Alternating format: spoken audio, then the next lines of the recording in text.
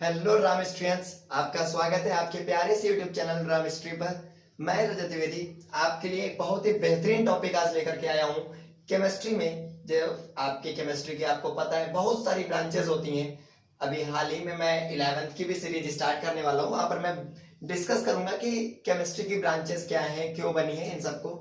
तो फिलहाल जब आप लोग 12th में हैं तो ऑफकोर्स आप लोगों ने 11th में पढ़ रखा होगा कि हम लोग यहाँ पर पढ़ेंगे फिजिकल केमिस्ट्री। सबसे पहले फिजिकल केमिस्ट्री में जो हमारा फर्स्ट चैप्टर है दैट इज सॉलिड स्टेट, यानी हिंदी में इसको बेटा कहते हैं ठोस अवस्था।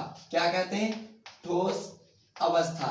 एक ऐसी अवस्था यानी एक ऐसी सिचुएशन जिसमें चीजें क्या हो, ठोस हो यानी सॉलिड हो। ऐसे स्टेट के बारे में हम लोग आज इस चैप्टर में डिस्कस करेंगे।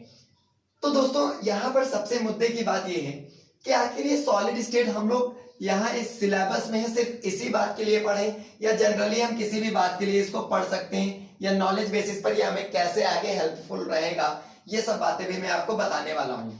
सबसे पहले तो सॉलिड स्टेट को समझने से पहले हम लोग समझते हैं जरा अपने यूनिवर्स के बारे में। यूनिवर्स, जी हाँ, वही यूनिवर्स जिसमें आप लोग क्या कर रहे हो, बैठे हो और वीडियो देख रहे हो, मुझे देख रहे हो, है ना।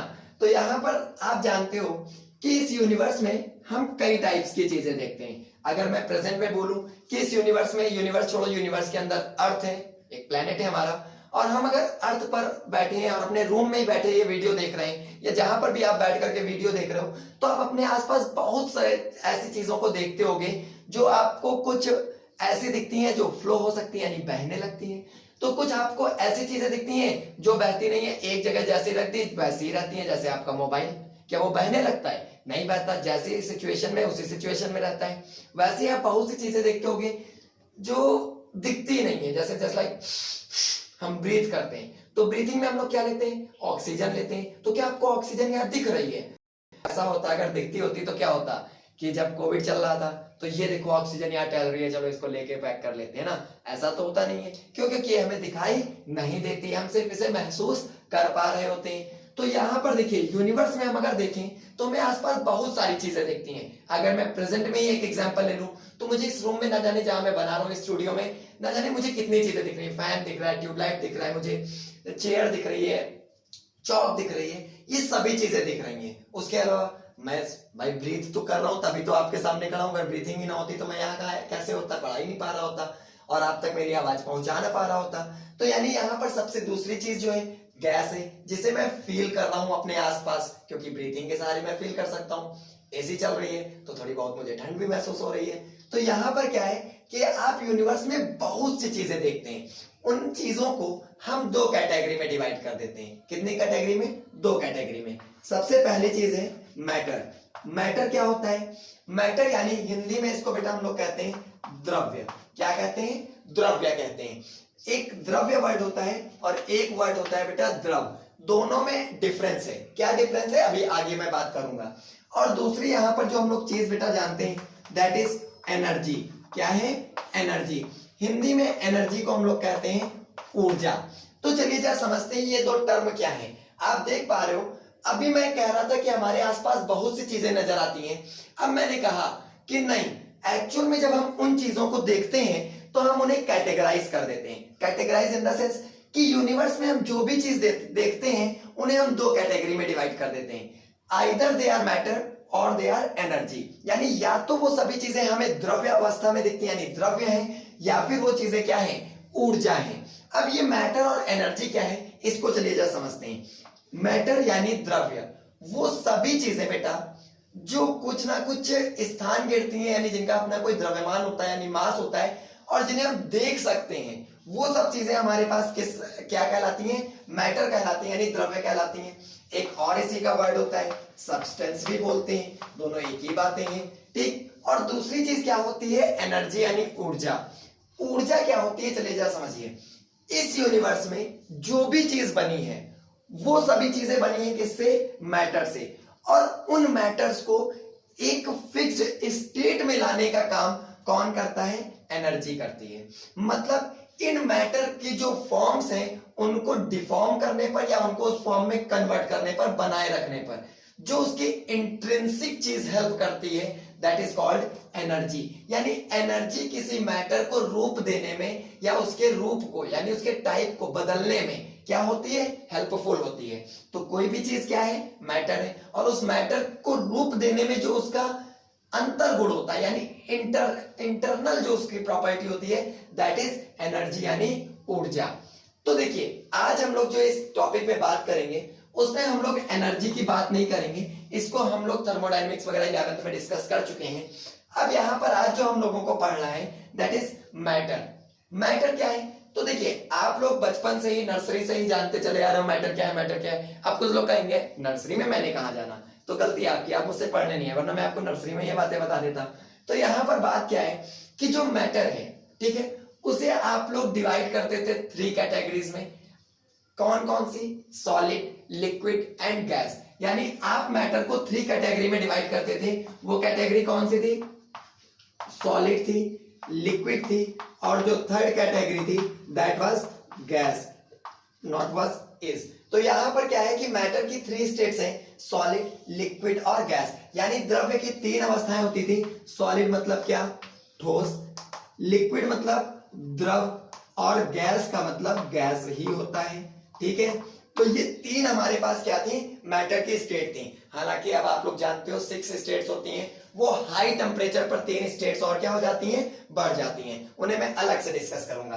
तो यहां पर मैटर की हम लोग बेसिक से 3 स्टेट्स पढ़ते थे, सॉलिड, लिक्विड और गैस। कुछ लोगों ने सुना होगा एक और स्टेट होती है प्लाज्मा, लेकिन वो हाई टेम्परेचर पर मिलती है, तो हम उसकी बात अभी यहाँ पर नहीं कर रहे हैं। क्यों नहीं कर रहे हैं, क्योंकि यहां पर हम लोग सॉलिड की जो आज के लेक्चर में बात करेंगे सॉलिड स्टेट से रिलेटेड, उसमें 2 टर्म मेनली, प्रेशर और दूसरी चीज क्या है, टेम्परेचर, यानी दाब और ताप। इन्हें हम स्थिर मान के चलेंगे, कांस्टेंट लेवल पर लेकर चलेंगे, मतलब इनको बार बार हम चेंज नहीं कर रहे होंगे, और इनको कांस्टेंट रख करके ही हम किसी सिचुएशन की बात कर रहे होंगे। दाब और ताप मतलब जानते हो, टेम्परेचर जिसकी वजह से आप गर्मी या ठंड महसूस करते हो, प्रेशर जिसकी वजह से आप अपने गाल पर थप्पड़ महसूस करते हो, है ना। तो ये 2 चीजें आपके पास जो होती हैं, इन्हें हम यहाँ पर क्या मान के चलेंगे, कांस्टेंट मानेंगे। जब तक इनको कांस्टेंट रखा जा रहा है तब तक समझ लो कोई भी जो चीज है वो इन दोनों के कांस्टेंट होने पर ही हम उसको डिस्कस कर रहे होंगे। तो यहाँ पर मैटर के हम लोग 3 स्टेट्स पढ़ते थे, सॉलिड, लिक्विड और गैस। और इन तीनों स्टेट्स को बेटा हम लोग वहां पर जो स्टडी करते थे वो स्टडी करते थे शेप के अकॉर्डिंग या वॉल्यूम के अकॉर्डिंग। क्या कहते थे कि सॉलिड वो चीजें हैं जिनका एक फिक्स्ड शेप होता है, मतलब उनका आकार क्या होता है, फिक्स्ड होता है, वो चीजें क्या है, सॉलिड है। लिक्विड को क्या कहते थे, हर वो चीज जिसका आकार यानी शेप फिक्स ना हो, वो उसी चीज के अकॉर्डिंग हो जिसमें उसे फिल किया गया हो, दैट इज लिक्विड। और गैस जिसका कोई शेप ही ना हो। तो ऐसी चीजें आपने इसके अकॉर्डिंग 3 स्टेट्स पढ़ी थी। बट आज जब हम लोग इसी मैटर को पढ़ रहे हैं तो यहाँ इन्हीं तीनों को हम 2 कैटेगरी में डिवाइड करते हैं। वो 2 कैटेगरी कौन सी हैं, आज हम इन्हीं दोनों को डिवाइड करेंगे एक टर्म लेकर के, दैट इज फ्लो यानी बहाव। किसी चीज के बहने के आधार पर यानी फ्लो के आधार पर मैटर को 2 कैटेगरी में डिवाइड किया गया है। कौन सी, तो बेटा ये जो सॉलिड स्टेट है इसे हम लोग रिजिड की कैटेगरी में लेकर आते हैं। किसकी कैटेगरी में लाते हैं, रिजिड की। और जो लिक्विड और गैस हैं ये हमारी मिल करके एक नई कैटेगरी बनाती हैं, दैट आर कॉल्ड फ्लड्स।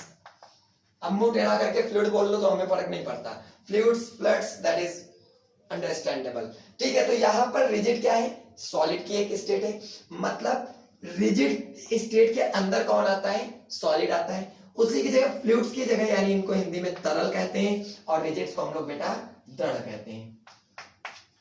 तो दृढ़ यानी रिजिड में कौन आ जाता है, हमारी सॉलिड स्टेट आ जाती है। स्टेट का मतलब अवस्था यानी सिचुएशन। आप किसी चीज को जिस सिचुएशन पर देख रहे हो वो सिचुएशन क्या है यानी उसकी स्टेट क्या है, तो वो क्या हो सकती है, रिजिड हो सकती है। तो उसको हम एक तरीके से क्या कहेंगे, सॉलिड है। या फिर किस स्टेट में हो सकती है, फ्लूइड्स के स्टेट में हो सकती है। तो फ्लूइड्स की कितनी स्टेट्स होती हैं, 2 होती हैं। एक कौन होती है, लिक्विड, और दूसरी कौन होती है, गैसियस स्टेट। तो यानी अब यहां पर हम लोग जानते हैं कि मैटर की मेनली कितनी स्टेट्स हैं, 2 स्टेट्स हैं। कौन सी, एक है रिजिड यानी दृढ़ अवस्था, और दूसरी है फ्लूइड स्टेट यानी तरल अवस्था।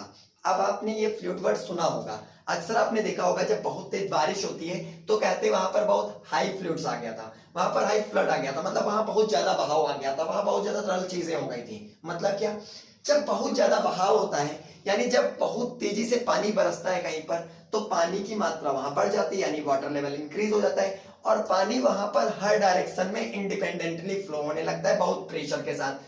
तो वो अपने साथ साथ वहां की मिट्टी, वहां के पेड़ पौधे, उन चीजों को जो सॉलिड स्टेट में उन्हें भी अपने साथ क्या कर ले जाता है, बहा ले जाता है। तो वहां पर सिर्फ लिक्विड चीज तो थी नहीं, उस लिक्विड के साथ साथ सॉलिड चीजें भी बह रही थी, बहुत सी चीजें बह रही थी, तो दैट इज कॉल्ड फ्लूइड्स। वहां पर फ्लूइड्स कह देते हैं, इसीलिए सिर्फ ये नहीं कहते कि पानी बह रहा था, वहां कह देते हैं फ्लूइड आ गई थी यानी बाढ़ आ गई थी।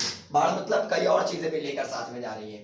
तो यहाँ पर क्या है कि मैटर की कितनी स्टेट्स हैं आज से, दो, रिजिड और फ्लूइड्स। फ्लूइड्स के कितने पार्ट हैं, दो, लिक्विड और गैस। जैसा कि मैंने पहले कहा था द्रव्य और द्रव में अंतर है। वो क्या, द्रव्य जो है वो मैटर है, जितनी भी चीजें हम देखते हैं वो सब द्रव्य हैं, लेकिन हर एक चीज द्रव नहीं है, यानी लिक्विड नहीं है। लिक्विड की स्टेट में क्या आ सकता है, वाटर, अब जो अक्सर रोज पीते हो कोल्ड ड्रिंक वगैरह, ये सब लिक्विड फॉर्म में है।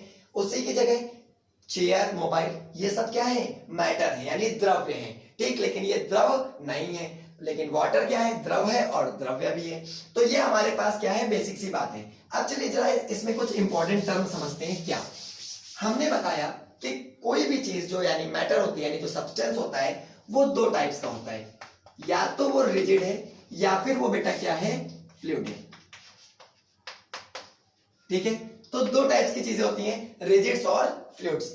अब यहां पर देखो खास बात क्या होती है, किसी भी रिजिड चीज को हम लोग फ्लूइड में कन्वर्ट कर सकते हैं और किसी भी फ्लूइड की चीज को हम लोग रिजिड में कन्वर्ट कर सकते हैं। बहुत बेसिक सा एग्जांपल ले लेते हैं। आपने अक्सर देखा होगा वाटर को, अगर हम पानी को ले और फ्रीजर में लगा दें तो आप बहुत समय बाद यानी एक दिन बाद लगभग निकालोगे तो आपको उस फ्रीजर से वो पानी नहीं नजर आएगा, उसमें बर्फ जमी हुई नजर आएगी। मतलब हुआ क्या, वो फ्लूइड से किस में कन्वर्ट हो गया था, रिजिड में। पहले लिक्विड था, अब बर्फ बना यानी आइस बनी, मतलब वो किस में कन्वर्ट हो गया, सॉलिड में। उसी की जगह अगर उसी बर्फ को हम फिर से क्या कर दें, गर्म कर दें, यानी उसको गैस पे चला दें, तो वो धीरे धीरे बर्फ क्या होने लगती है, गलने लगती है। और जब वो गल जाती है तो वो फिर से किस में कन्वर्ट हो जाती है, फ्लूइड में कन्वर्ट हो जाती है। यानी रिजिड को फ्लूइड्स में बदला जा सकता है और फ्लूइड्स को रिजिड में बदला जा सकता है। तो कैसे हम इनकी स्टेट्स को बदल सकते हैं, तो इसके लिए सबसे इंपॉर्टेंट दो अपोजिंग टर्म होते हैं। दो अपोजिंग टर्म मतलब समझो,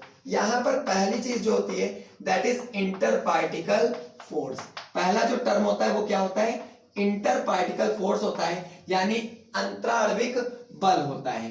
ठीक है, तो यहां पर पहली चीज हमारे पास अंतराण्विक बल यानी इंटर पार्टिकल फोर्स है, और दूसरी जो हमारी चीज है पास वो है काइनेटिक एनर्जी। सेकेंड टर्म हमारे पास क्या है, काइनेटिक एनर्जी यानी गतिज ऊर्जा। तो हम रिजिड से फ्लूइड और फ्लूइड से रिजिड में बदल सकते हैं, किनकी हेल्प से, दो टर्म्स की हेल्प से। एक इंटर पार्टिकल फोर्स, समझो क्या, जब भी फ्लूइड्स में होता क्या है, फ्लूइड्स में दो चीजें होती हैं, एक क्या होता है लिक्विड और दूसरा हमारे पास क्या होता है गैस। आपको पता है लिक्विड जो होता है उसमें जो पार्टिकल्स होते हैं किसी भी चीज के वो थोड़ा दूर दूर होते हैं, वो ज्यादा पास पास नहीं होते हैं, और यहां पर दूर दूर, जबकि गैस में उतने ही पार्टिकल्स बहुत ज्यादा दूर दूर होते हैं। तो यहां पर होता क्या है कि जब हम इन पार्टिकल्स के बीच किसी भी तरीके से कोई फोर्स जनरेट कर देते हैं, फोर्स जनरेट करने का मतलब क्या, इन पार्टिकल्स को हम एक दूसरे के पास पास लाने लगते हैं, मतलब ये पार्टिकल्स किसी तरीके से क्या आ जाए, पास में आ जाए, यानी ये मॉलिक्यूल्स पास पास में आ जाए। तो ये जब पार्टिकल पास लाने के लिए हमें कुछ करना पड़ता है तो हम वहां पर लगा देते हैं inter particle force of attraction, और इसका नेचर कैसा रखते हैं, अट्रैक्शन का, कि पता चले हम पास कर रहे हैं, वो कह रहा नहीं हम पास नहीं आने देंगे, तो वहां अट्रैक्शन तो होगा नहीं, वहां क्या हो जाएगा, रिपल्सन हो जाएगा। तो हम यहाँ पर कौन सा लगाते हैं, अट्रैक्शन यानी आकर्षण लगाते हैं। तो ये पार्टिकल धीरे धीरे क्या होने लगते हैं, पास पास आने लगते हैं। इन सेम वे गैस के पार्टिकल को भी हम किसी तरीके से क्या करते हैं, दूर दूर पार्टिकल्स को पास पास लाने की कोशिश करते हैं, और इस तरीके से फ्लूइड्स बेटा किस में कन्वर्ट हो जाता है, रिजिड में कन्वर्ट हो जाता है। इसका जो मेन रीजन है that is inter particle force of attraction.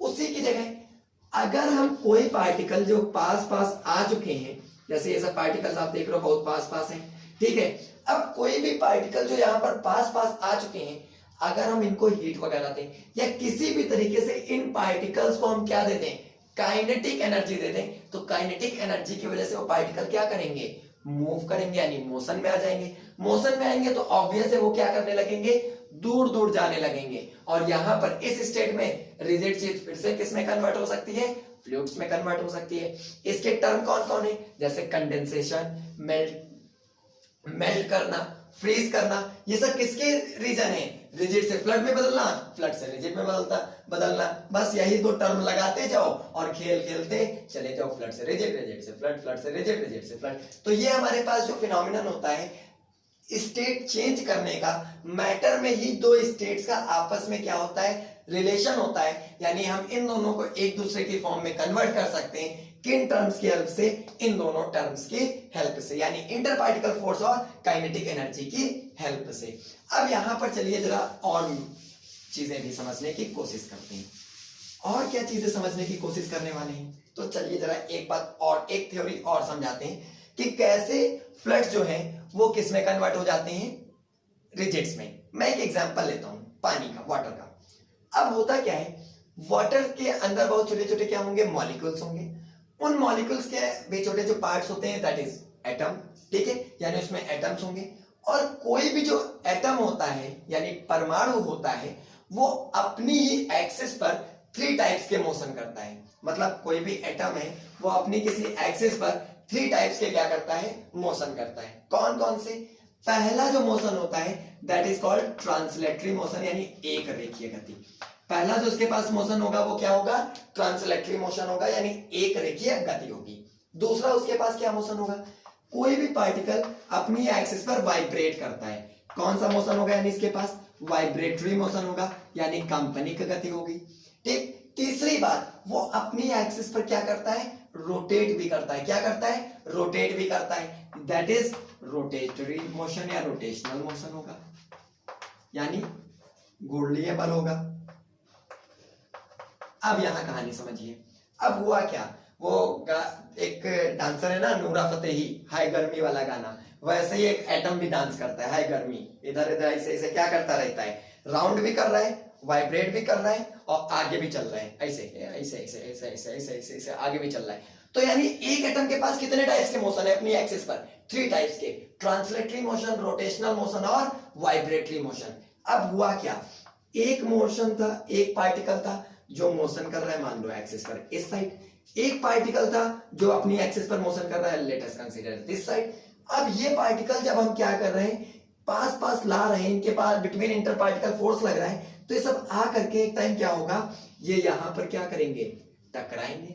अब जब कोलाइड करेंगे उस केस में इनके ट्रांसलेटरी मोशन क्या हो जाएंगे, खत्म। यानी अब यहां पर ट्रांसलेटरी मोशन बहुत वीक हो जाएगा, यानी कमजोर हो जाएगा। क्यों, क्योंकि ये पार्टिकल जब पास आए तो इन पार्टिकल को दूर ना जा पाए, इस वजह से inter particle force of attraction लगा, जिसकी वजह से इनकी काइनेटिक एनर्जी जो पहले थी वो अब चेंज हो गई पोटेंशियल एनर्जी में। किस में बदल गई, पोटेंशियल एनर्जी में। और इस वजह से यहां पर बहुत सारी पोटेंशियल एनर्जी क्या हो जाएगी, बनने लगेगी, रिलीज होगी। और यहां से जो पोटेंशियल एनर्जी रिलीज होती है उसी को बेटा एक और वर्ड से बोल देते हैं, that is called lattice potential energy. यानी यहां पर क्या होगा, जालकीय स्थितिज ऊर्जा उत्पन्न होती है। समझिए अपना बात समझने की कोशिश करिए, बड़ी सिंपल सी बात है, सिर्फ दिमाग में अपने थोड़ा सा बैठाना है। क्या नूरा फतेही तरह है घर में ऐसे डांस करता जा रहा है ना, तो यहाँ पर एटम क्या कर रहे हैं, ऐसे रोटेट भी कर रहा है, रोटेशनल मोशन है, ऐसे ऐसे वाइब्रेट भी कर रहा है, रोटेट करते करते ऐसे ऐसे वाइब्रेट भी कर रहा है, और साथ ही साथ क्या कर रहा है, ऐसे ऐसे रोटेट करते करते आगे भी चल रहा है, यानी ट्रांसलेटरी मोशन भी चल रहा है। ऐसे ये भी आई, ये दूसरे नूरा फतेही, दोनों नूरा फतेही आपस में टकराई, हो गई लड़ाई, लेकिन एक आदमी ने उनको दोनों को रस्सी दिया बांध, कहा अब जो करना है वो यही करो। मतलब क्या कि भैया अब तुम्हें हम आगे और इनको इधर नहीं जाने देंगे, दोनों लोग बस वही क्या करते रहो, समझ रहा ना। तो यहां पर क्या होगा कि इसके पास वजह से जब पार्टिकल बहुत पास पास आ जाएंगे तो यहां पर इनकी काइनेटिक एनर्जी चेंज हो जाएगी, किसमें, पोटेंशियल एनर्जी में, क्योंकि ट्रांसलेटरी मोशन लगभग नेग्लिजिबल ही हो जाता है, ठीक। और यहां से जो एनर्जी रिलीज होती है that is called lattice potential energy. और ऐसा जो धीरे धीरे स्ट्रक्चर फॉर्म होने लगता है दैट इज कॉल्ड लैटिस। क्या कहलाने लगता है, लैटिस कहलाने लगता है, यानी जालक कहलाने लगता है। अब यहां पर समझिए, सिर्फ ट्रांसलेटरी मोशन खत्म हुआ है, रोटेशनल वाइब्रेटरी करते रहे मेरे को फर्क नहीं पड़ता, हमें सिर्फ मतलब था ट्रांसलेटरी खत्म कर लो, आओ सब लोग साथ साथ रहते हैं वाला काम। ठीक, तो यहां पर क्या है कि ये इस तरीके से सभी पार्टिकल्स क्या हो जाएंगे बेटा, पास पास आ गए। अब जब पास पास आ गए तो जब पार्टिकल्स पास पास हो तो वो कौन सी स्टेट बन जाती है, सॉलिड स्टेट बन जाती है। इसका एक बेहतरीन एग्जांपल भी ले सकते हैं। क्या एग्जांपल लेते हैं, जस्ट अ मिनट, मैं आपको एक एग्जांपल बताता हूँ, बहुत इजी सा एग्जांपल है। इसमें जैसे कि मेरे पास यहाँ पर बहुत सारे बैलून्स हैं, ये मेरे पास बहुत सारे क्या है बैलून्स हैं। अभी मैं इन्हें यहाँ पर चेयर पे रख लेता हूँ। अभी सपोज कीजिए ये जो बैलून्स हैं ये सब पार्टिकल्स हैं, क्या है, पार्टिकल्स हैं, जिन्हें मैं फिंगर्स के सहारे क्या कर रहा हूँ, दूर दूर ले जाने की कोशिश कर रहा हूँ। ठीक है, अब यहाँ पर ये क्या है, पार्टिकल्स हैं, जो लोग गिर भी गया बेचारा, अभी तो इंडिपेंडेंट स्पीड में। ठीक, अब ये पार्टिकल जो है एक दूसरे की तरफ ट्रांसलेटरी मोशन कर रहे हैं, आए टकराए, हमने किसी तरीके से इनका ट्रांसलेटरी मोशन रोक दिया और ये सब आपस में क्या करने लगे, इंटर पार्टिकल फोर्स की वजह से बहुत सारे क्या हो गए, जुड़ गए। अब जरा समझो, सिर्फ एक पार्टिकल यानी एक गुब्बारा किसी के सर पे मारो, ऐसे क्या है, क्यों मार रहे हो, फिर उसके बाद अब इतने सारे गुब्बारे ले लो और ऐसे पैक करके किसी की खोपड़ी पे मारो तो क्या हो जाएगा, कहेगा पागल लग रहा है ना। क्यों, पार्टिकल जब दूर दूर थे तो वो किसकी स्टेट में थे, फ्लूइड की स्टेट में, जिसने ज्यादा हम पर फोर्स नहीं लगाया। अब सॉलिड हो गया तो समझ रहे हो ना, किसी खोपड़े गुम्मा मार दो, फिर देखो कहाँ मजा आता है ना। तो यहाँ पर क्या है कि ये टाइप से जो हमारे पास होता है तो फॉर्म हो जाता है क्या, सॉलिड, यानी रिजिड चीज मिलने लगती है। और रिजिड में एक ही चीज हमें अभी पढ़नी है, वो है क्या, सॉलिड स्टेट। तो यहीं से कॉन्सेप्ट बनता है किसका, सॉलिड स्टेट का। तो अब आप सोच रहे होगे बड़ी आसान सी बात है, बचपन में हम लोग गीली मिट्टी इधर उधर बिखरी होती थी, एक जगह इकट्ठा करते थे, पानी डालते थे, उससे खिलौने बनाते थे, और जब लड़ाई हो जाती थी तो किसी के मार भी देते थे, है ना।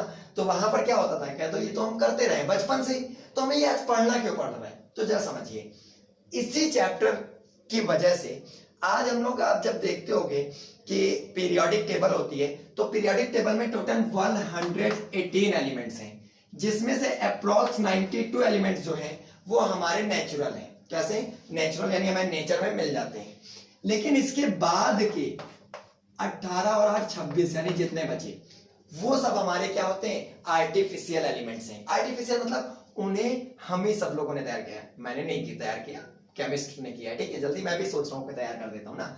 तो यहाँ पर क्या है कि बहुत सारे उन्होंने एलिमेंट्स क्या किए, तैयार किए आर्टिफिशियल स्टेट में, और इन एलिमेंट्स को प्रिपेयर करने में इनमें से बहुत से एलिमेंट्स जो है वो हमारे किस स्टेट में, सॉलिड स्टेट में, और उन्हें बनाने का जो क्रेडिट जाता है वो किस चैप्टर को जाता है, सॉलिड स्टेट को। क्यों, क्योंकि यहाँ पर हम सिर्फ, अब जरा आपको एक एग्जांपल देता हूँ, आप अक्सर मेकअप करते होंगे तो आप क्या लगाते होंगे, चेहरे पर बहुत ज्यादा सा पाउडर लगा लेते होंगे, झमाझम गर्मी चल रही है, आया मौसम ठंडे ठंडे गर्मी की टोन का ना, तो वहां पर क्या है, क्या पाउडर लगाते हैं। तो पाउडर आपने देखा होगा क्या होता है, क्या उसमें पार्टिकल्स आपको नजर आते हैं अलग अलग, लेकिन उसमें बहुत छोटे छोटे से पार्टिकल्स हैं, बहुत टिनी टिनी से। उन्हें माइक्रोस्कोप से देखा जाए तो वो भी जानते हो शुगर जैसे, यानी जितनी बड़ी शक्कर दिखती है उतने बड़े बड़े पार्टिकल्स नजर आने लगते हैं माइक्रोस्कोप से देखने पर।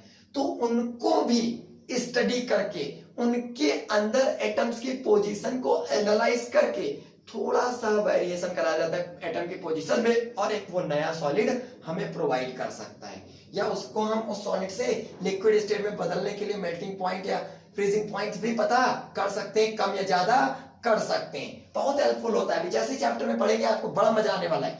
और हाँ, यहाँ पर कई लोगों के साथ समस्या होती है, कहते हैं सर ये चैप्टर बड़ा डिफिकल्ट सा है।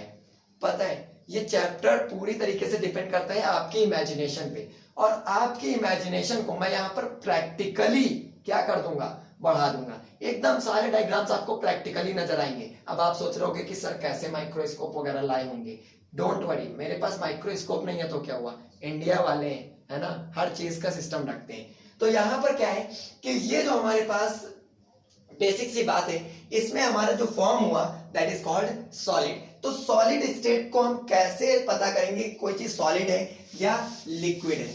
तो हम पढ़ रहे हैं सॉलिड स्टेट, लिक्विड और गैस को हम लोग 11th स्टेट्स ऑफ मैटर में पढ़ चुके हैं। तो अब कोई भी चीज सॉलिड है ये कैसे पता चलेगी, तो इसके लिए सबसे पहले उसके अंदर क्या क्वालिटी होगी, सबसे पहली क्वालिटी होगी कि भैया जिसकी वो पार्ट है वही चीज उसकी क्वालिटी भी होगी। यानी सबसे पहली क्वालिटी वो क्या होगी, रिजिड होगा यानी दृढ़ होगा। अगर कोई चीज सॉलिड यानी ठोस है तो वो कैसा होगा, रिजिड होगा यानी दृढ़ होगा। ठीक, दूसरी चीज रिजिड या दृढ़ का मतलब क्या, किसी को खोपड़ी मार के देखो तो उसे महसूस होगा, अरे बाप रे कुछ पड़ा है ना। अब ऐसे नहीं चेक करने लगना कि किसी खोपड़ी मार के देखो ये सॉलिड है कि नहीं, है ना, मैं एग्जांपल दे रहा हूं। दूसरी चीज ये इनकम्प्रेसिबल होता है। इनकम्प्रेसिबल होने का मतलब क्या है बेटा, कि इसे दबाया नहीं जा सकता, मतलब हम इसको दबा नहीं सकते। फॉर एग्जाम्पल आपको ये दीवार दिख रही है, अरे बोर्ड तो दिख ही रहा है, हम बोर्ड को क्या कर रहे हैं, दबा रहे हैं, लेकिन ये बोर्ड दब नहीं रहा है, मतलब क्या है, ये सॉलिड है। और ये खोपड़ी मार के देखा, यो पता चला, है ना, तो ये क्या है, रिजिड भी है और क्या है, इनकम्प्रेसिबल है। दो तो आपके सामने प्रैक्टिकली नजर आ रहे हैं। तीसरी चीज, इनके बिटवीन जो बेटा पार्टिकल्स होते हैं यानी इंटर पार्टिकल होते हैं, ये स्पेस बहुत ज्यादा हो, सॉरी स्पेस बहुत कम होता है।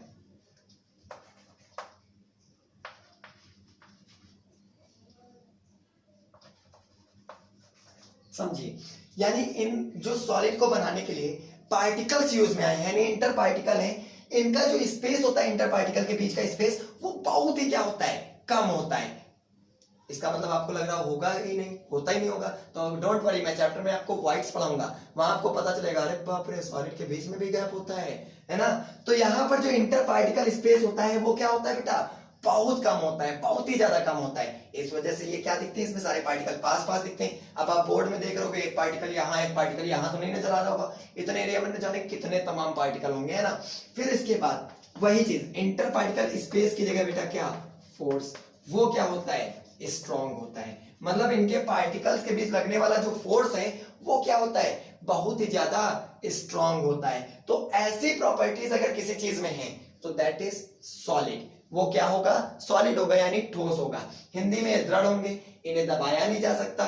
इनमें जो अंतराणविक बल होता है वो बहुत ज्यादा मजबूत होता है, ताकतवर होता है। और इनमें जो अणुओं के बीच की जो दूरी है वो बहुत ही क्या होती है, कम होती है। अगर ऐसी किसी के पास प्रॉपर्टी है तो वो क्या कहलाएगा, सॉलिड स्टेट के अंदर आ जाएगा, दैट इज कॉल्ड सॉलिड। तो आई होप आप लोगों को ये बेसिक सी बात तो समझ में आई होगी। अगर आपको नहीं समझ में आई है तो आप कमेंट सेक्शन में बता सकते हैं, मैं इस पर दोबारा और ज्यादा एनालिटिक वीडियो डाल सकता हूं। दूसरी बात, अगर आपको वीडियो पसंद आया तो लाइक कीजिए, शेयर कीजिए और don't forget to comment and subscribe. And one thing more, ये चैनल जो है आयुष द्विवेदी रजत, जो एक दूसरा हमारा चैनल है उसी का एक सब पार्ट है, उस पर आपको मैं मैथ्स और फिजिक्स पढ़ाता हूं और इस पर मैं सिर्फ और सिर्फ आपको केमिस्ट्री पढ़ाऊंगा। तो इसी वजह से चैप्टर का नाम है रजत सर की केमिस्ट्री यानी रजत मिस्ट्री। तो यहाँ पर हमें ये जो बेसिक सी चीजें हैं इनको आप एक कॉपी पेन लेकर के नोट कीजिएगा और नोट्स आपको पीडीएफ की फॉर्म में मिल जाएंगे। व्हाट्सएप नंबर मेरा नीचे दिया होगा, टेलीग्राम लिंक होगी, इंस्टा लिंक होगी जो मैं नीचे डिस्क्रिप्शन में प्रोवाइड कर दूंगा, वहां से आप ये पीडीएफ ले सकते हैं। तो मिलते हैं फिर नेक्स्ट वीडियो में। उसके बाद बस यही कहेंगे, पढ़ते रहिए, लगे रहिए, मुकाम तो मिल जाएगा ही जाएगा। जय हिंद, जय भारत।